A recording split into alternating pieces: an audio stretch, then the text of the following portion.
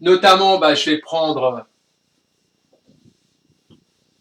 un couple gazeux, H plus H2.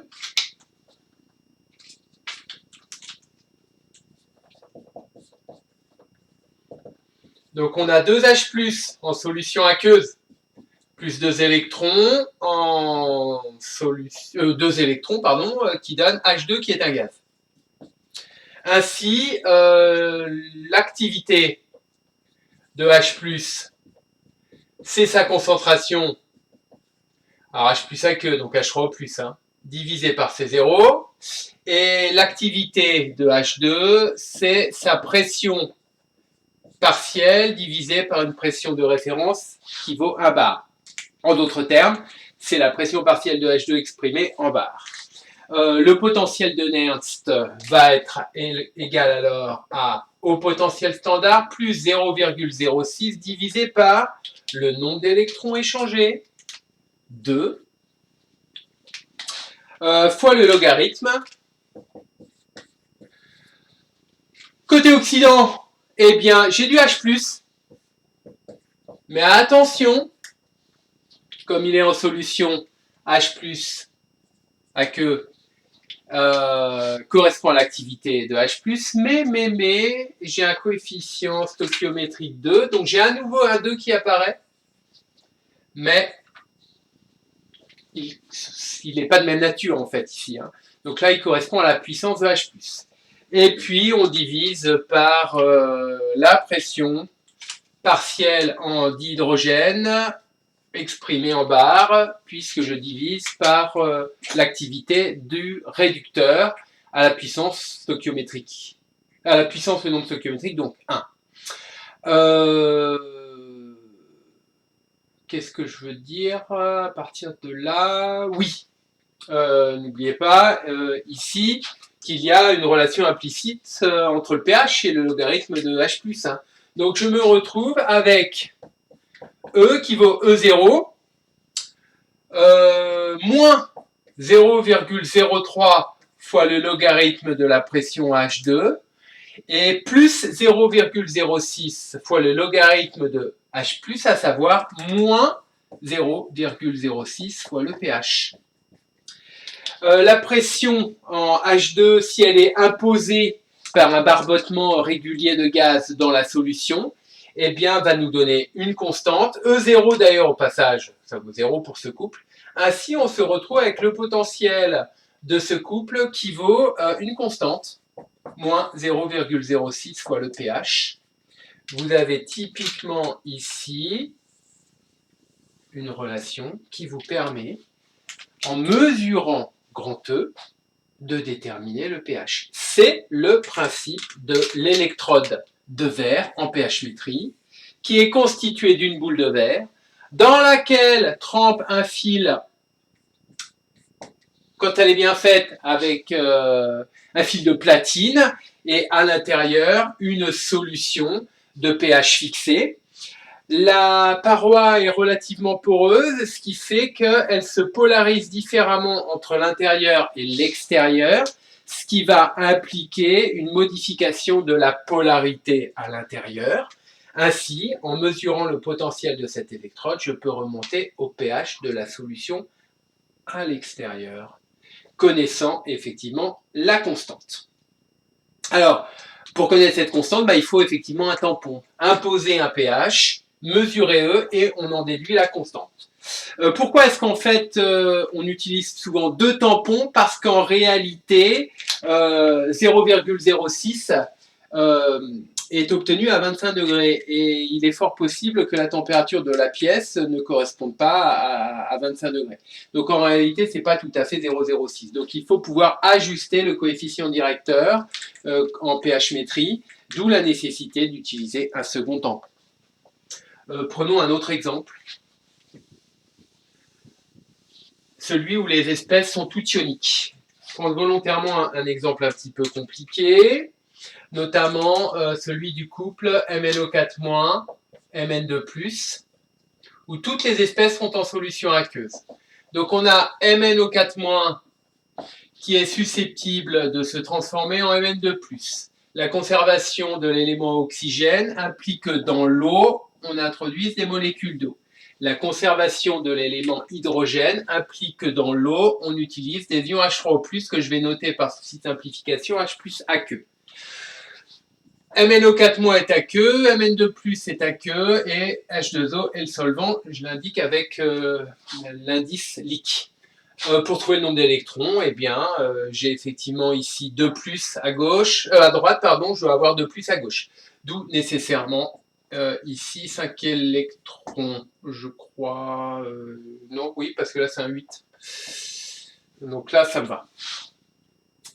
5 et 1, 6 et 2, 8, c'est bon. Toutes les espèces sont en solution aqueuse, en conséquence, les activités valent toutes la concentration exprimée en mol par litre, sauf pour l'eau, qui est le solvant, pour lequel l'activité vaut 1. Ainsi, le potentiel de Nernst va correspondre au potentiel standard du couple MnO4- Mn2+, qui vaut 1,51 volts, plus 0,06 divisé par le nombre d'électrons échangés. Le nombre d'électrons échangés, c'est 5.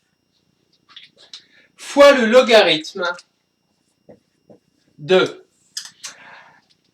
ce que j'ai dit tout à l'heure oralement et qui correspond à la description d'un formulaire, c'est tout ce qui est côté oxydant va au numérateur et tout ce qui est côté réducteur va au dénominateur. Je m'explique.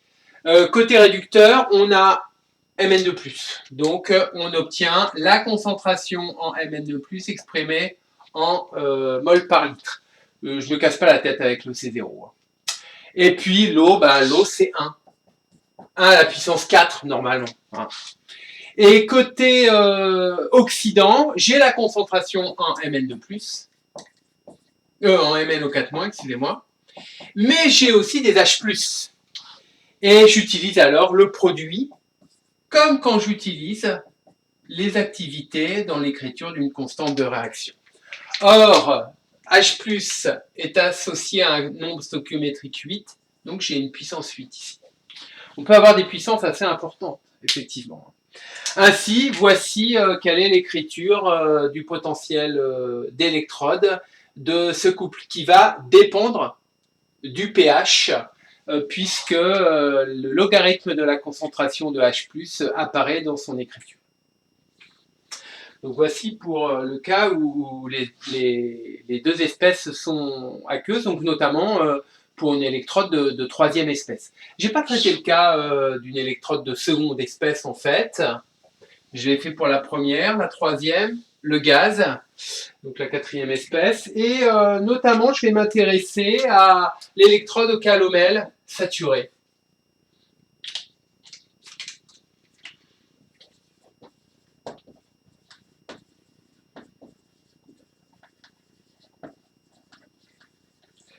Le calomel est une espèce qui est constituée des éléments mercure, donc il y a 2 mercure et 2 chlore.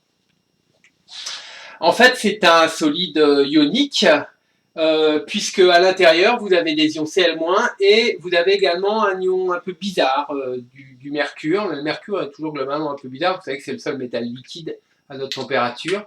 C'est un ion qui est constitué de l'association de 2 atomes de mercure et qui a une charge globale de plus.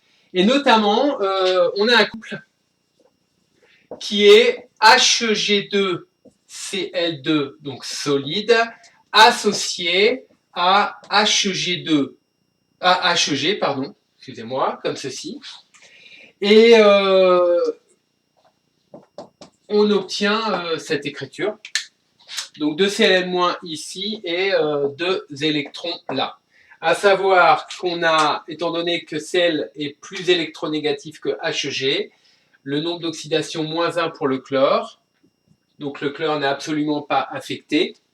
Hg est un liquide métallique avec un nombre d'oxydation 0 ici, et donc de fait, Hg a un nombre d'oxydation +1, excusez-moi, dans ce couple. Ainsi, le potentiel de Nernst est égal au potentiel standard qui vaut, je regarde mes notes, qui vaut, je cherche, je ne trouve pas.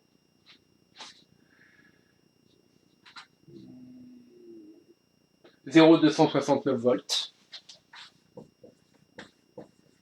Plus 0,06 divisé par, je vois qu'il y a 2 électrons échangés, fois le logarithme. Eh bien, côté oxydant, qu'est-ce que j'ai? J'ai un solide. Donc j'ai une activité qui vaut 1. Côté réducteur, j'ai HEG qui est un liquide seul dans sa phase, donc de fait, son activité vaut 1. Et j'ai des ions chlorure, donc j'ai donc la concentration en Cl- au carré, puisque j'ai 2 Cl- ici. La solution, elle est avec du calomel dite saturé, à savoir que dans l'électrode au calomel saturé, vous avez du liquide, avec notamment du chlorure de potassium qui est saturé, et ainsi, la concentration en Cl-, elle correspond à la solubilité de KCl, et elle est alors imposée par souci de solubilité à 4,6 mol par litre. Ça correspond à la racine carrée du Ks de KCl. Ainsi, on impose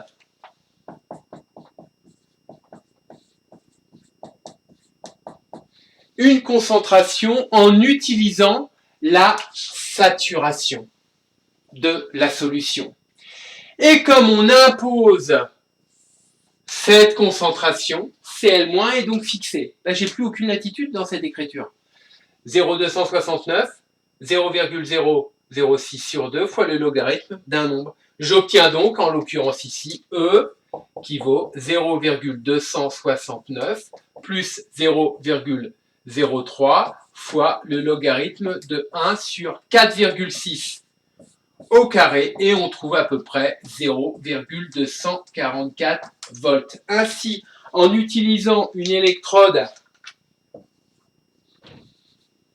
de seconde espèce utilisée dans des conditions de saturation, on fixe toutes les concentrations, donc toutes les activités, on impose donc le potentiel. On fabrique ainsi une électrode de référence qui est beaucoup plus facile à manipuler qu'une électrode standard à hydrogène. Certes, le potentiel de référence obtenu n'est pas nul, mais qu'importe, quand on réalisera des mesures de tension U, entre un potentiel donné, on utilisera donc le potentiel de référence, comme ceci, ce qui nous permet d'avoir le potentiel étudié à l'aide de la mesure de U et de ceci qui est connu. Les électrodes de seconde espèce sont très souvent utilisées pour fabriquer des électrodes de potentiel fixe.